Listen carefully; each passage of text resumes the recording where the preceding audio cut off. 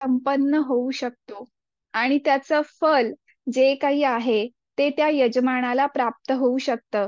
वाक्शक्ती आणि प्राणशक्ती यांच्या संघटनाचं आपण वर्णन पाहिलं.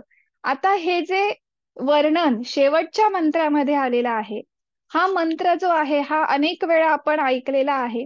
ह्याच्यामध्ये 3 मंत्र सांगितलेले आहेत. आता पवमान म्हणजे काय? तर पवमानाचे 2 एक वेगळे अर्थ आहेत. एक म्हणजे जो ऋग्वेदामध्ये 9वं मंडल आहे. ऋग्वेद एकूण 10 मंडलाचा आहे. आणि ऋग्वेदामध्ये जे 9वं मंडल आहे ते पवमान मंडल म्हणून ओळखलं जातं.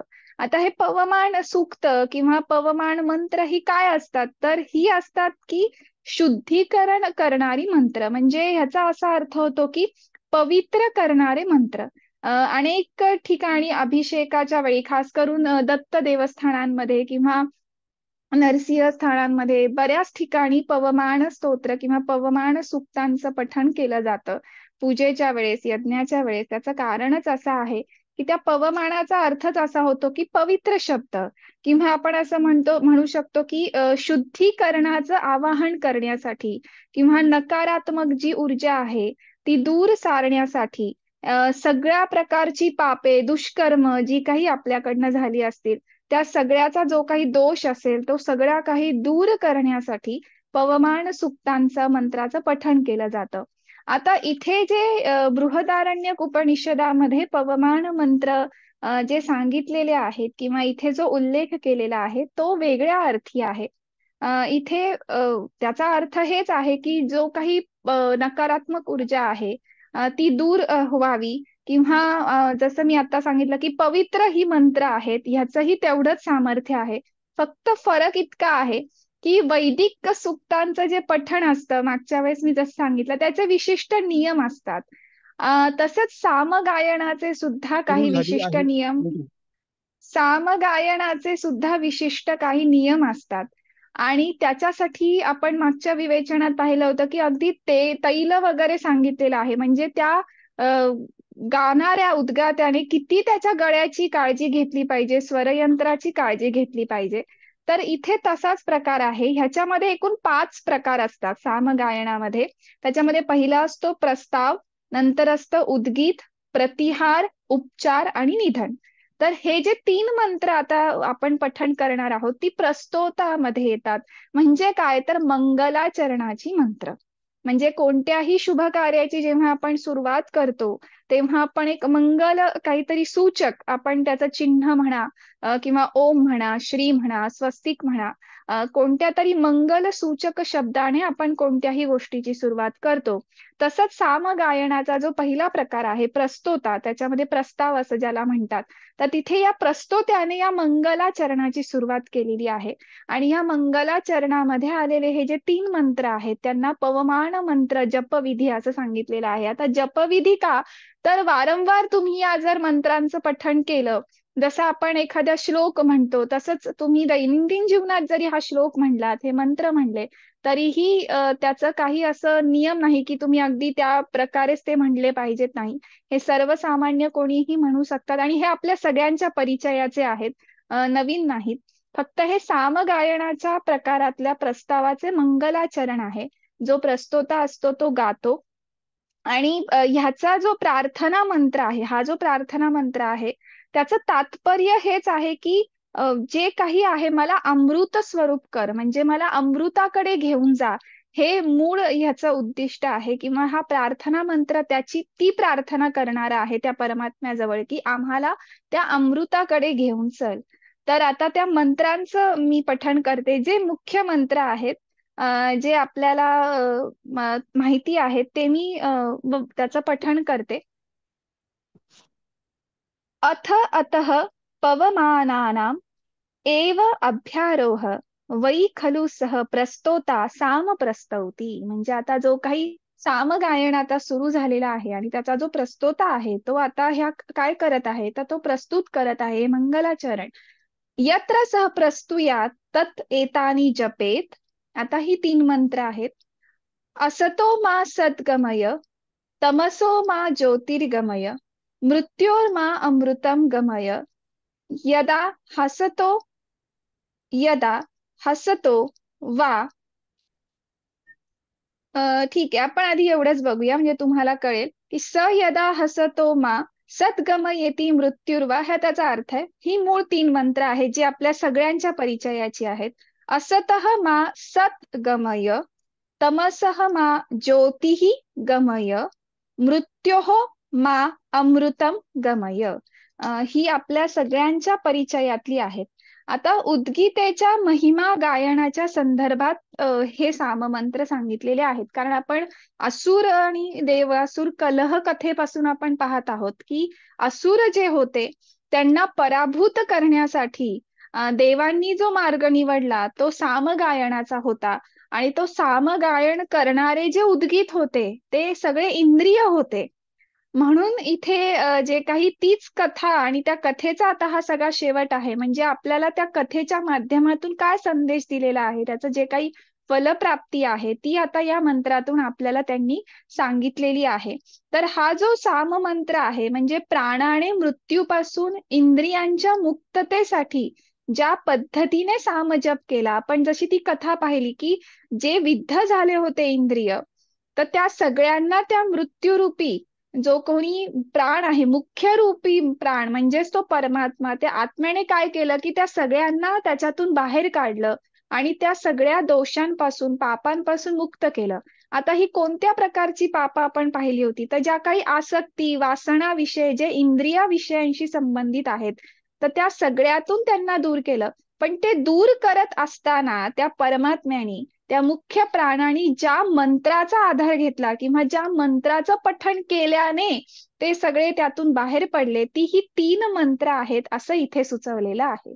तर ह्या साम मंत्रांचा इथे ह्या अर्थी उल्लेख केलेला आहे.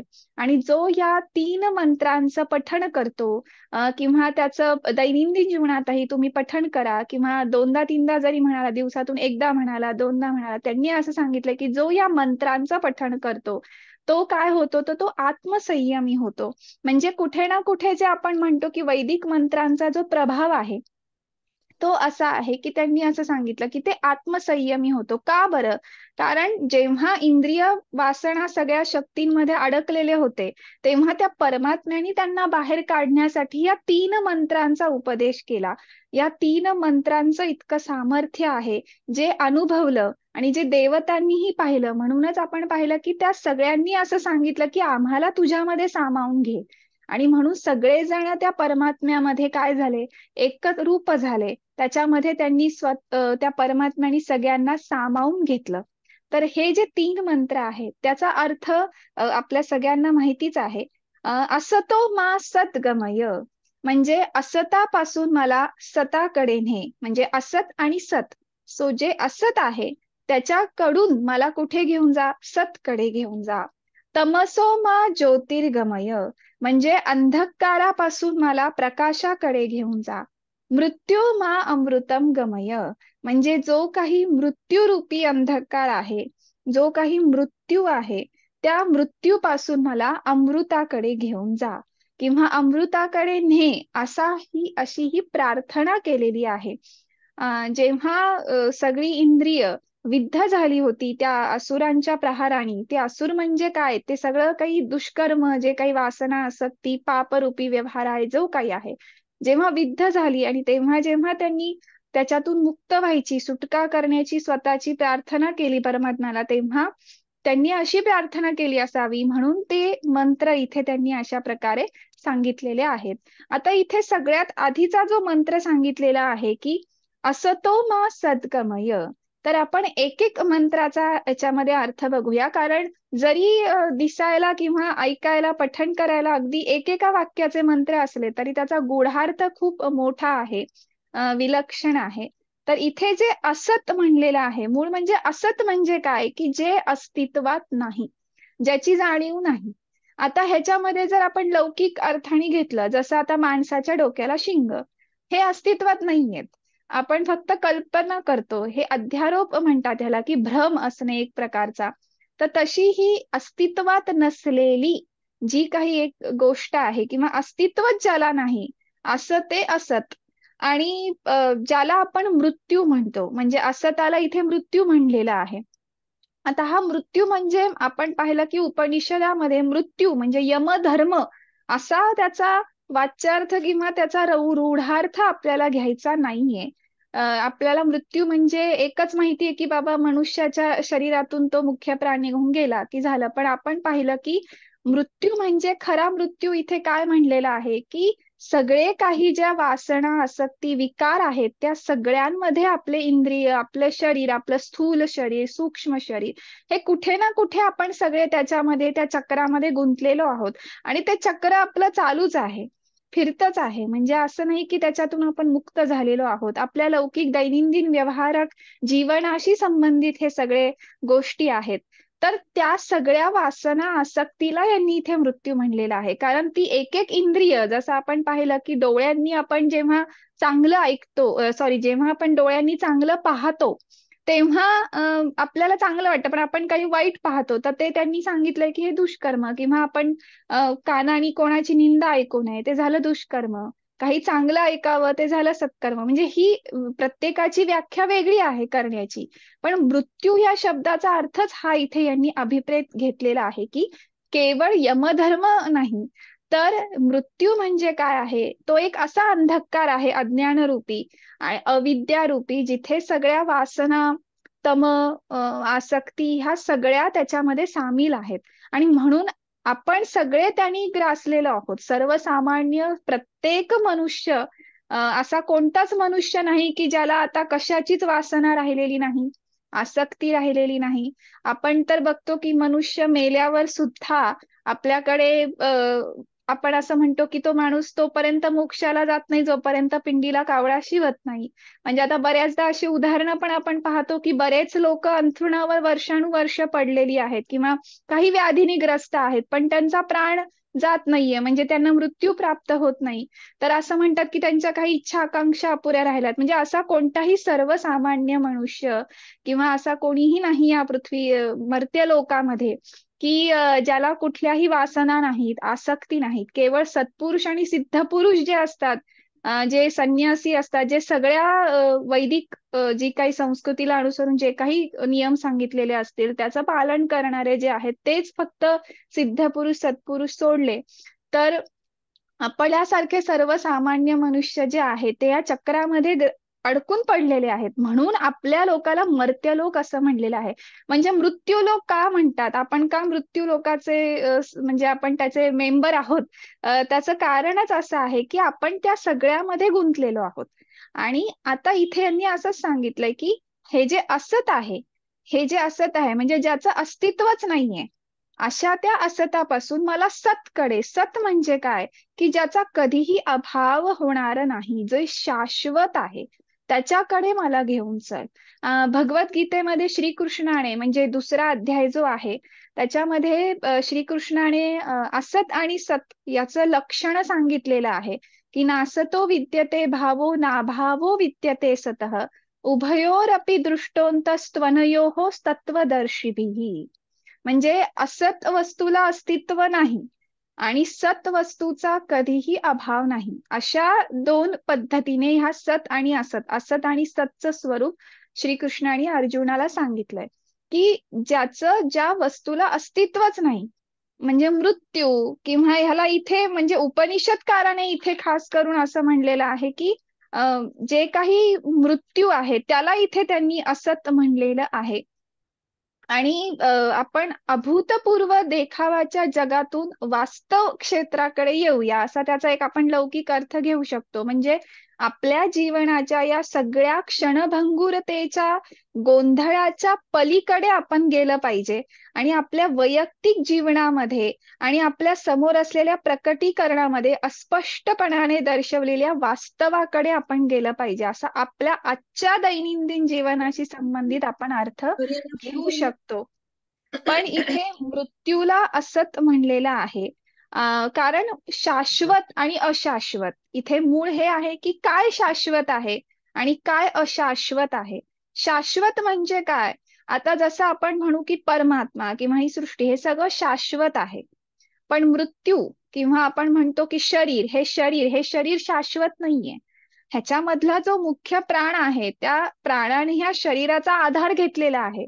पण मृत्यूनंतर हा निघून जातो, तो दुसरं धारण करतो शरीर. आपण भगवद्गीतेमध्ये त्याचं वर्णनही ऐकलेलं आहे. तर हे जे आहे, हा मृत्यू, हा काय आहे? हा असत आहे, त्याचं अस्तित्वच नाहीये. तर त्या असताकडनं आम्हाला काय करून जा, तू सतकडे घेऊन जा, असं ह्या मंत्रामध्ये सांगितलेलं आहे. आता असत विषयी बऱ्याच गोष्टी, म्हणजे वेदांत शास्त्रामध्ये काही वेगळे सिद्धांत आहेत, जे आपल्याला संस्कृत वाङ्मयामध्ये दिसून येतात.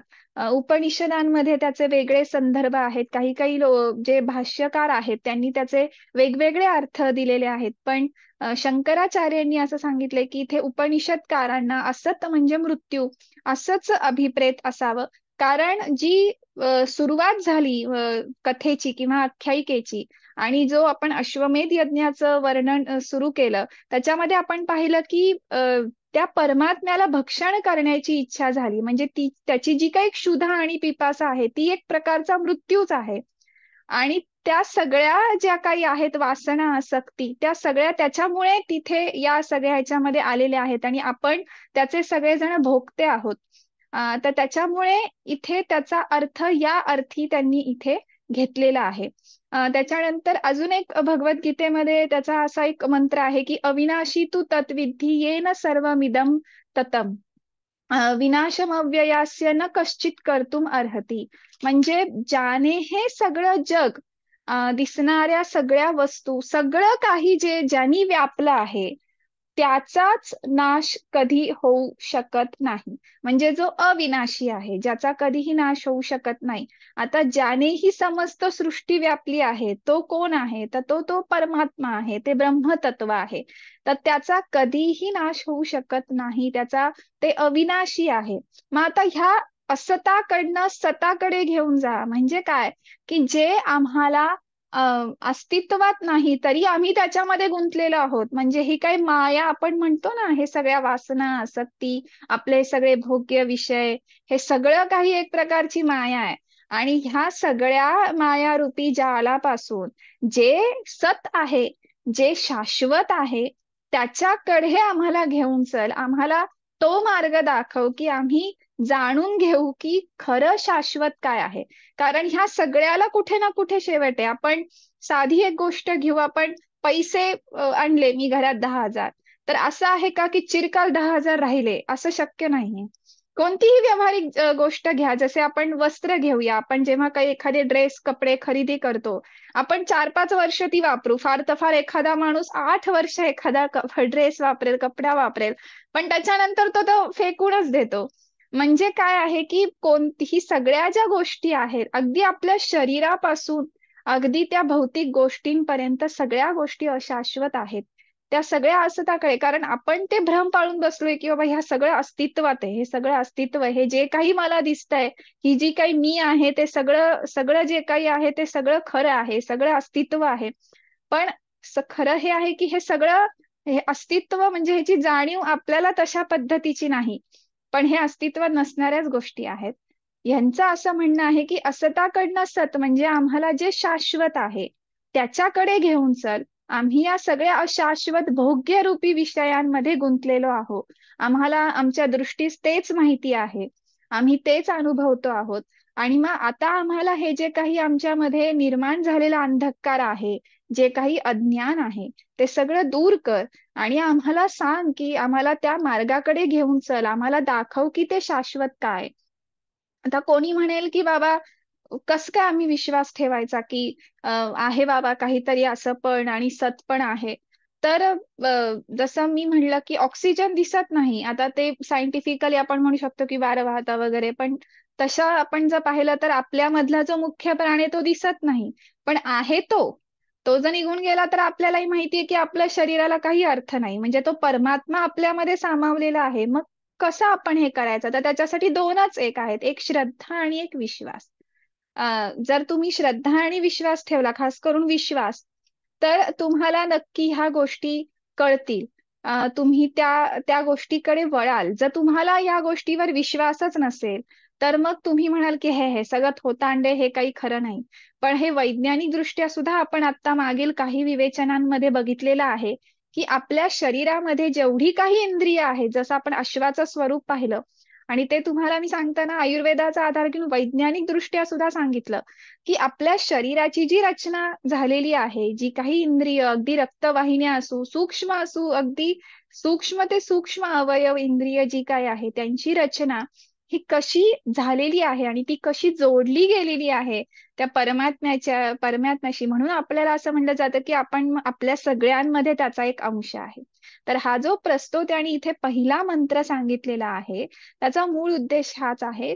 त्याचं असं म्हणणं आहे की आम्हाला काय कर बाबा तू, असताकडनं म्हणजे जे मृत्यू आहे, हा जो काही मृत्यू आहे, जसं वासना, आसक्ती, भोग्य विषय, आम्ही सगळे ह्याच्यात गुंतलेलो आहोत, आमचे सगळे क्लेश, राग, द्वेष, अभिनिवेश, आम्ही सगळे ह्याच्यातच गुंतलेलो आहोत. तर ह्या सगळ्यातून, ह्या सगळ्या मृत्यूरूपी असताकडनं आम्हाला काय करून घेत जा तू, सत्ताकडे घेऊन जा. म्हणजे जे खरं आहे, जे प्रत्यक्ष आहे, जे शाश्वत आहे, ज्यांनी सगळं काही व्यापलेलं आहे, अशा आम्हाला त्या सताकडे तू घेऊन जा, असा ह्या पहिल्या मंत्रामधून त्यांनी त्या परमात्म्याला प्रार्थना केलेली आहे.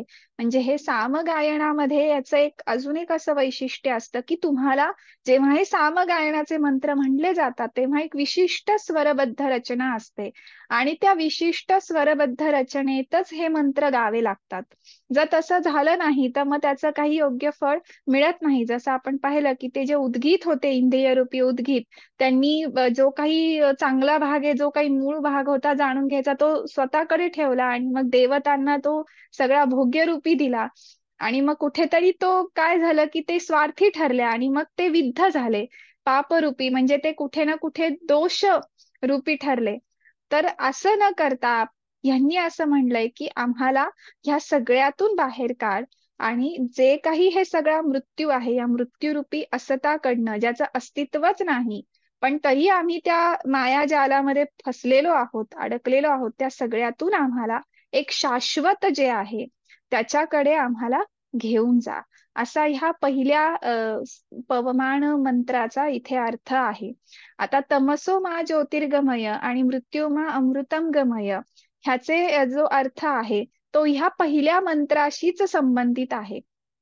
पण आधी हे समजून घेणं मूळ गरजेचं आहे की इथे जेवढे काही वर्णन आलेलं आहे मृत्यू शब्दाशी, ते सगळं आपण जी आख्यायिका पाहिली देवासुर कलहापासून ते आत्तापर्यंत, म्हणजे जेव्हा देवाचे आणि असुरांचा कलह झाला तेव्हा ती इंद्रिय रूपी उद्गीत जे झाले आणि मग प्राणांनी, ते मुख्य प्राणांनी त्यांना कसं बाहेर काढलं, तर ते जे सामर्थ्य त्याच्याकडे होतं, ते सामर्थ्य नक्की काय होतं, तर जसं त्यांनी सांगितलं की ह्या मंत्रांचा जप त्याने केला, म्हणजे ह्या मंत्रांचं उच्चारण केलं आणि मग त्याचं सामर्थ्य असं की ते त्याच्यातून बाहेर आले. तर त्या असताकडनं म्हणजे त्यांनी त्याचं जाणून घेतलं की मूळ त्याचं स्वरूप काय. जेव्हा त्या इंद्रिय उद्गीतांनी हे जाणून घेतलं की त्याचं मूळ काय आहे, जेव्हा त्यांनी कोणाचा तरी माईक सुरू आहे, कृपया म्यूट कराल का? कोणाचा तरी माईक सुरू राहिलेला आहे. तर ह्या सगळ्यातून बाहेर काढून बबनराव सर म्यूट ऑन करा, म्यूट ऑन करा.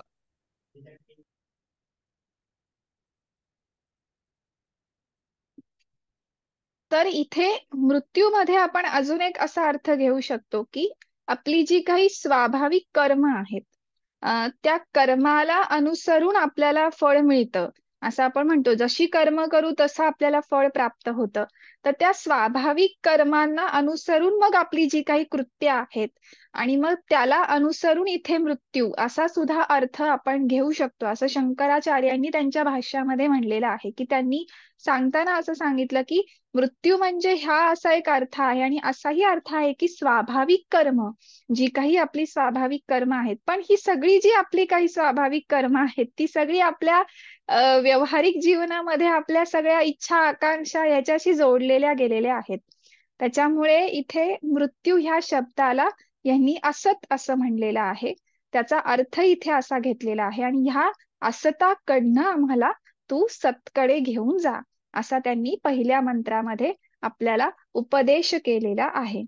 तर आता ह्याच्या नंतरचे जे 2 मंत्र आहेत त्याचा अर्थ आणि त्याचं विवेचन आपण उद्याच्या विवेचनामध्ये पाहूया. खरं तर आजच ते घ्यायचं होतं, पण वेळेअभावी ते आपल्याला घेता आलं नाही. काही तांत्रिक अडचणीमुळे विवेचनाला थोडा विलंब झाला. तर उद्याच्या विवेचनामध्ये आज जेवढे उपस्थित आहेत कृपया उपस्थित राहा. कारण उद्या ह्याचं जे काही आपल्याला फलश्रुती जी काही आहे, जसं सांगितलं की प्रत्येक ब्राह्मण विभागाच्या शेवटी प्रत्येक मंत्रांमध्ये त्याची फलश्रुती सांगितलेली आहे आणि हे पवमान मंत्र जपविधी हे एक प्रकारची फलश्रुती आहे. जसं त्यांनी सांगितलं की यजमानाने किंवा जो काही सामगायन करणार आहे, जो काही यजमान आहे, त्याने जर याचं पठण केलं, उच्चारण केलं, तर त्याला काय फळ मिळतं आणि काय फळ मिळू शकतं ह्याचं त्यांनी सांगितलेलं आहे आणि त्याची उपासनासाठी त्यांनी हा इथे आपल्याला एक साधन सांगितलेलं आहे. जे 3 मंत्र आहेत ते अत्यंत सोपे आहे, जे तुम्ही आपल्या दैनंदिन व्यावहारिक जीवनामध्ये सुद्धा दिवसभरात कधीही म्हणू शकता. अगदी सगळ्यांनाही मंत्र तोंडपाठ आहेत. पण त्याचं सामर्थ्य आणि त्याचा अर्थ हा अत्यंत गूढ आहे, विलक्षण आहे. तर ह्याचा आपण उद्याच्या व्याख्यानामध्ये बाकीचे जे 2 मंत्र आपले राहिलेले आहेत, त्याचं विवेचन घेऊन कारण ह्या असताला एकदा समजलं म्हणजे असत आणि सत ह्या गोष्टी जर कळाल्या, तर मग आता पुढचं जे तमसो मा ज्योतिर्गमय आणि मृत्युमा अमृतम गमय का म्हणलेलं आहे, हे कळेल. जर असत आणि सत ह्यातला फरकच नाही कळला, तर मग ह्या मंत्रांचा अर्थ समजून घेणं खूप अवघड आहे. त्याच्यामुळे असत आणि सत ह्या दोन्ही बाबतीत जर कोणाला काही शंका असतील, तर त्यांनी ग्रुपवर मेसेज टाकला तरी चालेल किंवा चॅट बॉक्समध्ये विचारलं तरी चालेल. कारण आधी ह्या 2 गोष्टी कळणं महत्वाचं आहे, की असत काय आणि सत काय? कारण पहिल्याच प्रार्थना मंत्रामध्ये त्यांनी असं म्हणलेलं आहे, त्याचा उल्लेख केलेला आहे. हा फक्त फरक इतकाच आहे, की इथे त्यांना मृत्यू हा असत त्यांनी म्हणलेला आहे. पण तो कोणता प्रकारचा मृत्यू आता हे आपल्याला इतक्या भागांच्या विवेचनामध्ये समजलेलं आहे. जे लोक सुरुवातीपासून आहेत त्यांना नक्कीच ह्याचा संदर्भ लागेल अशी आशा आहे. तर उद्याच्या विवेचनामध्ये मग आता त्या असत आणि सतानंतर मग आता आपल्याला कोणत्या अंधकाराकडनं प्रकाशाकडे यायचं आहे. कारण प्रकाश म्हणलं की आपल्याला माहितीये की बाबा तेज वगैरे म्हणजे सूर्यप्रकाशाला जसं आपण म्हणतो. पण इथे तो प्रकाश म्हणजे तसा अर्थ अभिप्रेत नाही. तर आणि त्याच्यानंतर जे अमृताकडे जायचं आहे, मग ते अमृत म्हणजे काय आहे खरं? ती संकल्पनाच काय आहे, की आम्हाला अमृताकडे घेऊन जा. तर ती संकल्पना सुद्धा ह्याच्याशी जोडलेली आहे. त्याच्यामुळे आधी असत काय आणि सत काय हे आजच्या विवेचनामध्ये मी सांगण्याचा प्रयत्न केला. आणि आता त्याच्यानंतर आपल्याला मग आता जाणून घ्यायचं आहे, की बाकीच्या 2 मंत्रांमध्ये कसे संदर्भ ह्याच्याशी जोडला गेलेला आहे. कारण काय आहे, की भौतिक जीवनामध्ये आपण असं जसं आपल्या वैयक्तिक जीवनामध्ये आपण जे क्षणभंगुर हे गोंधळ होतो आपला बऱ्याचशा गोष्टींमध्ये कधी-कधी. तर त्याचं कारण असं आहे, की आपल्यामध्ये हे सामावलेलं आहे. असत पण आहे आणि सत पण आहे. म्हणजे आपण ह्याच्यामध्येच सामावलेलो आहोत किंवा आपल्यामध्ये हे सामावलेले आहेत. त्याच्यामुळे आपल्याला हा गोंधळ होतो. ह्याच्यामध्ये आपलं असं म्हणू शकतो, की हे कारण आहे मुख्य आपला गोंधळ होण्यामागचं. कारण आपल्यामध्ये सुद्धा ते सामावलेलं आहे. सत आणि असत असं ह्या उपनिषदकारांनी सुद्धा सुचवलेलं आहे. आणि भगवद्गीतेमध्ये सुद्धा श्रीकृष्णाने अर्जुनाला जेव्हा सत आणि असताचं लक्षण सांगितलं, त्याच्या पुढच्या काही मंत्रांमध्ये सुद्धा याचा असा उल्लेख आलेला आहे. त्याच्यामुळे हे जे काही आपल्या व्यावहारिक जीवनामध्ये जो काही आपला व्यवहार आहे, त्या सगळ्या मायारूपी व्यवहारालाच त्यांनी असत म्हणलेलं आहे. जो काही वासना, आसक्ती, जे काही मृत्यू हाच खरा मृत्यू आहे. आणि कारण त्याच्यातून माणूस बाहेर पडला, तर तो नक्कीच मोक्षाला जाईल. का नाही जाणार? कारण मग त्याला अर्थ कळालाय खरं काय ते त्यांनी जाणून घेतलंय. प्रत्यक्ष ज्ञान त्याला झालेलं आहे. त्याच्यामुळे इथे सुरुवातीला त्यांनी आधी असत आणि सत हे मांडलेलं आहे. आणि मग त्याच्यानंतर अंधकाराकडनं प्रकाश आणि मग त्याच्यानंतर अमृताची प्राप्ती असा त्यांनी तो मंत्रांमध्ये क्रम दिलेला आहे. म्हणजे वैदिक मंत्रांचं हे वैशिष्ट्य आहे की कोणतीही गोष्ट ही क्रमबद्ध आहे. अगदी व्यवस्थित विषयाला अनुसरून आणि क्रमबद्ध स्वरूपात दिलेली आहे. फक्त त्याचा अर्थ आपल्याला चांगल्यारीत्या जर समजून घेतला तर आपल्याला नक्कीच त्याच्या सामर्थ्याची अनुभूती येईल. तर आजचं विवेचन आपण आज इथेच थांबूया. आज आपल्याला वेळेअभावी प्रश्न घेता येणार नाहीत, म्हणूनच मी सांगितलं की ग्रुपमध्ये किंवा चॅटबॉक्समध्ये प्रश्न आपण विचारा, किंवा ग्रुपला पाठवले तरी चालतील, ग्रुपमध्ये मेसेज करून. आणि मग उद्या आपण त्याच्यावर चिंतन करूया आणि बाकीच्या 2 मंत्रांचा अर्थ उद्या आपण सखोलरित्या बघूया. हरिओम.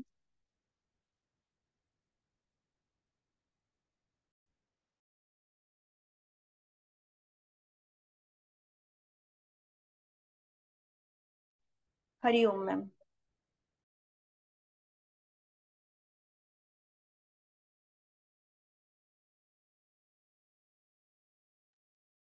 सर, शांती मंत्राने शेवट करायचा आहे का?